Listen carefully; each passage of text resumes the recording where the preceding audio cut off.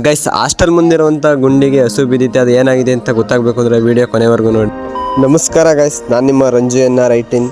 Welcome back to my our YouTube channel. Guys, ಯಾರೆಲ್ಲ ನಾನು video ನೋಡ್ತಾ ಇದ್ದೀರಾ, ಪ್ಲೀಸ್ ಒಂದು ಸಬ್ಸ್ಕ್ರೈಬ್ ಮಾಡಿ. ನೀವು ಮಾಡೋ ಸಬ್ಸ್ಕ್ರೈಬಿಂದ ಇನ್ನೂ ಹೆಚ್ಚಿನದಾಗಿ ವೀಡಿಯೋ ಮಾಡೋದಕ್ಕೆ ಸಹಾಯವಾಗುತ್ತದೆ. ಗೈಸ್, ಪ್ರತಿದಿನ 3-4 ಹಸುಗಳು ಇಲ್ಲಿ ಮುಸ್ರೆಗೆ ಅಂತ ಬರೋವು. ಆದರೆ ಈ ಒಂದು ಹಸು ಮಾತ್ರ ಅದು ಹೆಂಗೆ ಅಂತ ಗೊತ್ತಿಲ್ಲ, ಮಿಸ್ಸಾಗಿ ಗುಂಡಿಗೆ ಬಿದ್ದುಬಿಟ್ಟಿದೆ. ಅದನ್ನು ಹೇಗೆ ರಕ್ಷಣೆ ಮಾಡಿದ್ರು ಅಂತ ನಾನು ಫುಲ್ಲು ಅದು ಸ್ಟೋರಿ ಇದೆ, ನಾನು ಸ್ಟೋರಿ ಹೇಳ್ತೀನಿ. ಯಾರೂ ಕೂಡ ಮಿಸ್ ಮಾಡ್ದಂಗೆ ಈ ವಿಡಿಯೋ ಫುಲ್ ಕೊನೆವರೆಗೂ ನೋಡಿ.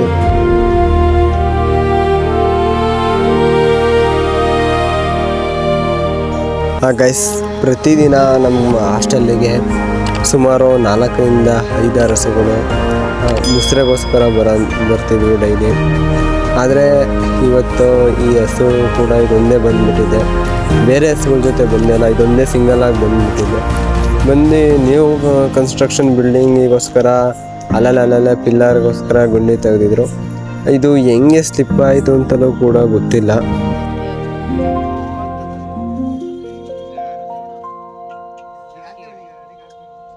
ಅದು ಫಸ್ಟ್ ಟೈಮ್ ಅನಿಸುತ್ತೆ ಗೈಸ್, ಇದು ಈ ಹಸು ನಮ್ಮ ಹಾಸ್ಟೆಲ್ಲಿಗೆ ಬಂದಿರೋದು. ಬಂದು ಅಲ್ಲಿ ಮುಸ್ರೆ ಬಕೆಟ್ ಹತ್ರ ಮುಸ್ರೆ ಇರೋದು, ಕುಡಿದು ಹಸುಗಳೆಲ್ಲ ಹೋಗೋವು. ಆದರೆ ಇದು ಆ ಮುಸ್ರೆ ಬಕೆಟ್ ಹತ್ರ ಮುಸ್ರೆ ಕುಡಿಯೋಕ್ಕೆ ಹೋಗಿದೆ, ಆದರೆ ಆ ಮುಸ್ರೆ ಇಲ್ಲ. ಹಂಗಾಗಿ ಅದು ಹೇಗೆ ಅಂತ ಗೊತ್ತಿಲ್ಲ, ಮಿಸ್ಸಾಗಿ ಸ್ಲಿಪ್ಪಾಗಿ ಆ ಗುಂಡಿ ಒಳಗೆ ಬಿದ್ದಿತ್ತು. ನಂತರ ನಾವು ಅಲ್ಲಿಂದ ಎಷ್ಟೋ ಪ್ರಯತ್ನ ಪಟ್ವಿ ಹಾಸ್ಟೆಲ್ ಹುಡುಗರು ನಾವೆಲ್ಲ ಸೇರ್ಕೊಂಡು, ಆದರೆ ಇದನ್ನು ಮೇಲೆ ತೆಗಿಯೋಕ್ಕಾಗಲಿಲ್ಲ.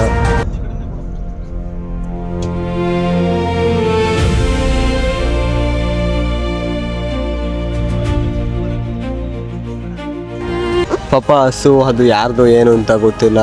ಪ್ರತಿದಿನ ಹಾಸ್ಟೆಲಿಗೆ ಬರೋವು, ಮುಸ್ರೆ ಇದ್ದರೆ ಕುಡ್ಕೊಂಡು ಹೋಗೋವು. ಆದರೆ ಈ ಬಂದು ಈ ಗುಂಡಿಗೆ ಬಿದ್ದು ಈ ಥರ ಆಗಿದೆ. ಅಂದರೆ ಈ ಗುಂಡಿ ಏನು ಜಾಸ್ತಿ ದಿನ ಆಗಿಲ್ಲ, ತೆಗೆದು ಪಿಲ್ಲರ್ಗೋಸ್ಕರ ತೆಗೆದಿದ್ರು. ಆದರೆ ಮಿಸ್ಸಾಗಿ ಹಸು ಬಂದು ಈ ಥರ ಸ್ಲಿಪ್ಪಾಗಿ ಬಿದ್ದುಬಿಟ್ಟಿದೆ. ಪಾಪ ಅದಕ್ಕೆ ಸುಮಾರು 4 ಅವರಿಂದಲೂ ಕೂಡ ಹಸು ಇತ್ತು. ಬೆಳಿಗ್ಗೆ ಹೆಚ್ಚು ಕಮ್ಮಿ 11 ಗಂಟೆಗೇನ ಬಿದ್ದಿರೋಂಥ ಹಸು ಇದು. ಆದರೆ ಏನು ಮಾಡೋದು, ಎಷ್ಟೋ ಹುಡುಗರು ಪ್ರಯತ್ನ ಪಟ್ಟಿದ್ದಾರೆ. ಅಲ್ಲೇ ಕೂಡ ಏಣಿ ಇಕ್ಕಿದ್ರು, ತುಂಬ ದೊಡ್ಡ ದಡಿಯೆಲ್ಲ ಇಕ್ಕಿದ್ರು, ಅದಾಗೆಲ್ಲ ಪ್ರಯತ್ನ ಪಟ್ಟಿದ್ದಾರೆ, ಅದಕ್ಕೂ ಆಗಿಲ್ಲ. ಮತ್ತು ಅದೇ ನೆಗೆ ಹತ್ತೋದಕ್ಕೆ ಎಷ್ಟೋ ಸತಿ ಪ್ರಯತ್ನ ಪಟ್ಟರು ಕೂಡ ಗುಂಡಿ 3ರಿಂದ 4 ಅಡಿ ಇದ್ದಿದ್ದರಿಂದ ಅದಕ್ಕೆ ಎದ್ದೇಳೋಕ್ಕಾಗಲಿಲ್ಲ. ಆನಂತರ ನೆಕ್ಸ್ಟು ನಾವೆಲ್ಲ ಹಾಸ್ಟೆಲ್ ಹುಡುಗರೆಲ್ಲ ಒಂದು ಪ್ಲ್ಯಾನ್ ಮಾಡಿ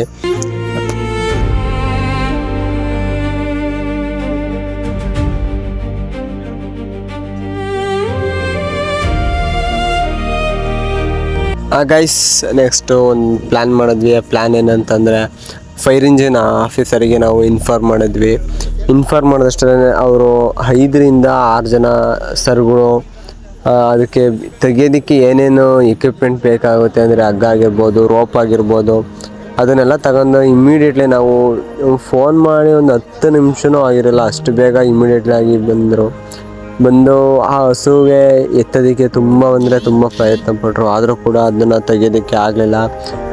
ಒಂದು ಸತಿ ಎಲ್ಲ ರೋಪ್ ಕಟ್ಟಿದ್ರು ಕೂಡ ಹಸು ಮ್ಯಾಕ್ ಎತ್ಕೊಳಕ್ಕೆ ಆಗಬೇಕಾದ್ರೆ ಅದಕ್ಕೆ ಒಂದೇ ಕಡೆಗೆ ಅದು ಭಾರ ಆಗಿ ಮ್ಯಾಕ್ ತೆಗಿಯೋದಕ್ಕೆ ಆಗಲಿಲ್ಲ. ಇದೇ ಥರ 2ರಿಂದ 3-4 ಸತಿ ನಾವು ತುಂಬಾ ಪ್ರಯತ್ನ ಪಟ್ಟರು.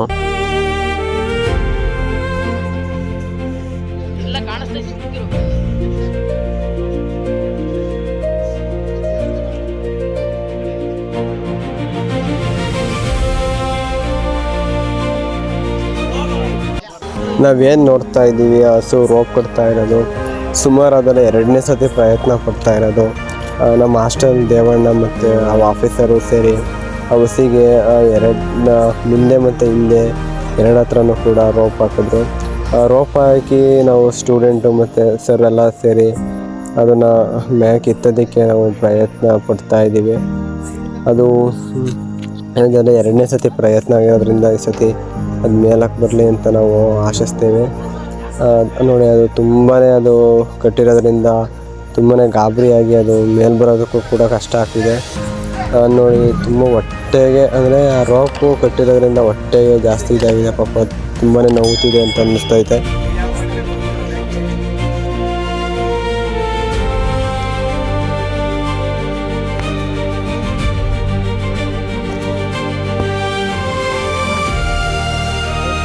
ಟೈಟ್ ಮಾಡಿದ್ರೆ ಆಗಲ್ಲ, ಎತ್ತ ಟೈಟ್ ಆಗುತ್ತದೆ ಇದು.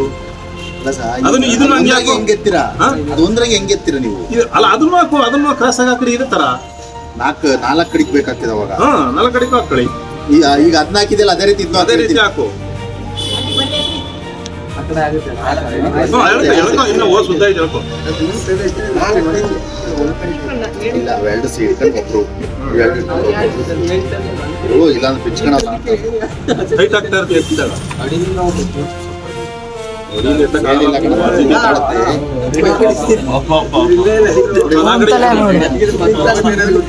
ಅವನ್ನೇ ಹೊಡಿತು ನಡಿಕೊ ಏನಂತ.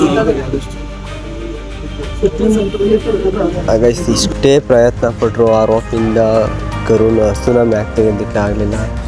ಆ ನಂತರ ಅದೇ ಬೇರೆ ಇನ್ನೊಬ್ಬರು ಕೂಡ ಆಫೀಸರ್ಸ್ ಕೂಡ ಬಂದು ಅವರು ಐಡಿಯಾ ಮಾಡಿ 2 ಸೈಡು ಕೂಡ ರೋಪ್ ಹಾಕಿ ಕಟ್ಟಿದ್ರು. ನೋಡಿ ಅದು ಯಾವ ಥರ ಕಟ್ತಾ ಇದ್ದಾರೆ ಅಂತ. ಒಂದು ಸೈಡ್ ಕಟ್ಟಿ ಬೇರೆ ಇಟ್ಕೊಳೋದಕ್ಕೆ ಕೊಟ್ಟು ನೆಕ್ಸ್ಟ್ ಹಿಂದೇನು ಕೂಡ ತನ್ನ ಕಾಲ್ಗೂ ಸುತ್ತ ಹಾಕ್ಕೊಂಡು ರೋಪನ್ನು ಕಟ್ತಾ ಇದ್ದಾರೆ. ಆ ರೋಪ ಏನಿದೆ ಅದನ್ನು ತುಂಬಾ ಟೈಟಾಗಿ ಕಟ್ತಾ ಇದ್ದಾರೆ. ಅಂದರೆ ಹಸು ತುಂಬಾ ಗಾಬರಿ ಆಗಿತ್ತು. ಅಷ್ಟೊಂದು ಜನ ಸೇರಿದ್ರು, ಸ್ಟೂಡೆಂಟ್ ಇದ್ದರಿಂದ ಮತ್ತು ಪೊಲೀಸ್ ಇದ್ದರು. ಸುಮಾರು ಕನಿಷ್ಠ ಒಂದು 20 ನಿಮಿಷಗಳ ಕಾಲ ಅದನ್ನು ತೆಗೆಯೋದಕ್ಕೆ ಪ್ರಯತ್ನನೇ ಪಡ್ತಾನೆ ಬಂದರು.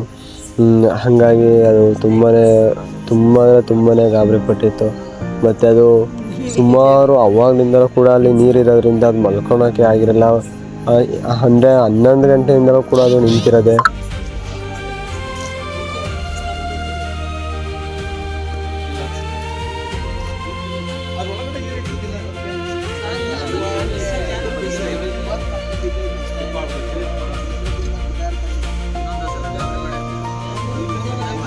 ಗೈಸ್ ಆ ಇಬ್ಬರು ಸರ್ಗುಡ ಫೈನಲ್ ಅಂಥವ್ರಿಗೂ ಕೂಡ ತನ್ನ ಪೇಷನ್ಸನ್ನು ಇಟ್ಕೊಂಡು 2 ಸೈಡು ಕೂಡ ಬಿಗಿಯಾಗಿ ಕಟ್ಟಿದ್ರು.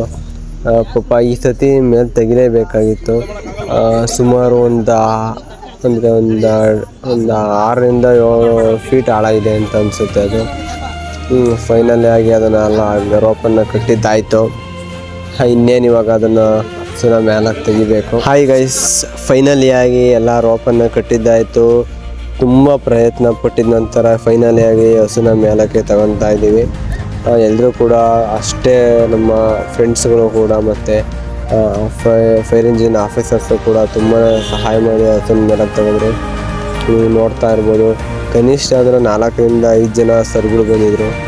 ಅವರೆಲ್ಲರೂ ಕೂಡ ನಮ್ಮ ಹಾಸ್ಟೆಲ್ ಪರವಾಗಿ ಮತ್ತು ನನ್ನ ವೈಯಕ್ತಿಕ ಪರವಾಗಿ ನಾನು ತುಂಬ ಹೃದಯದ ಧನ್ಯವಾದಗಳನ್ನು ತಿಳಿಸ್ತೀನಿ. ಬರೀ ಜಸ್ಟ್ ಒಂದು ಫೋನ್ ಮಾಡೋದಕ್ಕೆ ಇಮ್ಮಿಡಿಯೇಟಾಗಿ ಬಂದು ಸುಮಾರು ಕನಿಷ್ಠ ಅಂದರೆ 20 ನಿಮಿಷಗಳ ಕಾಲ ಅದನ್ನು ಕಾರ್ಯಾಚರಣೆ ಮಾಡಿ ಹಸುನ ಹೊರಗೆ ತಂದರು ತೆಗೆದ್ರು. ಅದು ತುಂಬ ಗಾಬರಿ ಆಗಿದ್ದರಿಂದ ಅಷ್ಟೊತ್ತು ಮಲ್ಕೊಂತು.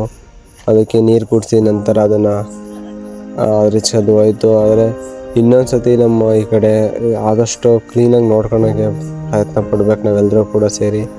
ಮತ್ತು ಈ ಹಸು ಈ ಥರ ಗುಂಡಿ ಕನ್ಸ್ಟ್ರಕ್ಷನ್ ಸ್ಟಾರ್ಟ್ ಆಗಿದೆ ಆಲ್ಮೋಸ್ಟು. ಹಂಗಾಗಿ ಅದೊಂದು ಸ್ವಲ್ಪ ಮುಗಿಯೋ ತನಕ ನಾವು ಹುಷಾರಾಗಿ ನೋಡ್ಕೊಬೇಕಾಗುತ್ತೆ. ತುಂಬ ಹೃದಯದ ಧನ್ಯವಾದಗಳು. ಯಾರ್ಯಾರೆಲ್ಲ ನಾನು ವೀಡಿಯೋ ನೋಡ್ತಾ ಇದ್ದೀರಾ ಪ್ಲೀಸ್ ಒಂದು ಸಬ್ಸ್ಕ್ರೈಬ್ ಮಾಡಿ. ಇದೇ ಥರ ಮುಂದಿನ ಒಳ್ಳೊಳ್ಳೆ ಕಂಟೆಂಟ್ಗಳು ಬರ್ತಾ ಇರ್ತವೆ. ಸಿಗುವ ಮುಂದಿನ